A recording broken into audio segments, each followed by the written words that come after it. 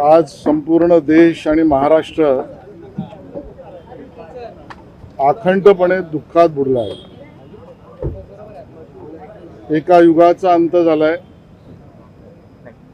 आपल्या आशाताई आपल्यातनं निघून गेल्या आहेत। आशाताईंचं असणं हेच आपल्या सगळ्यांना वर्षानुवर्ष समाधानाची अनुभूती देत होतं। त्यांचं व्यक्तिगत आयुष्य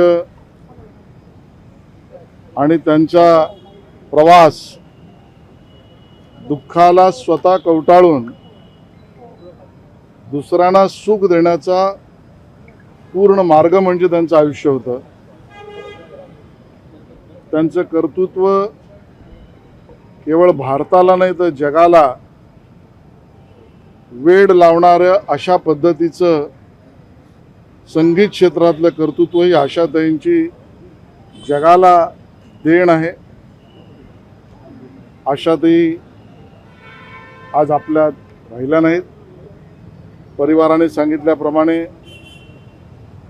आज सर्व मेडिकल सगळ्या गोष्टी पूर्ण होऊन परिवार आणि पारिवारिक विधी या पद्धतीची कल्पना परिवाराची आहे। उद्याला सकाळी 11 वाजल्यापासून त्या लोअर परेलला ज्या ठिकाणी त्यांचं निवासस्थान आहे ते 11 ते 3 वाजेपर्यंत त्यांच्या अंतिम दर्शनासाठी आपण सगळे भेटणार आहोत। 4 वाजता शिवाजी पार्कच्या स्मशानभूमीमध्ये त्यांचं अंत्यसंस्कार होतील। मी माननीय मुख्यमंत्री देवेंद्रजींशी बोललोय, त्यांचाही फोन आला होता आणि शासकीय पूर्ण इतमात हा अंत्यसंस्कार होईल।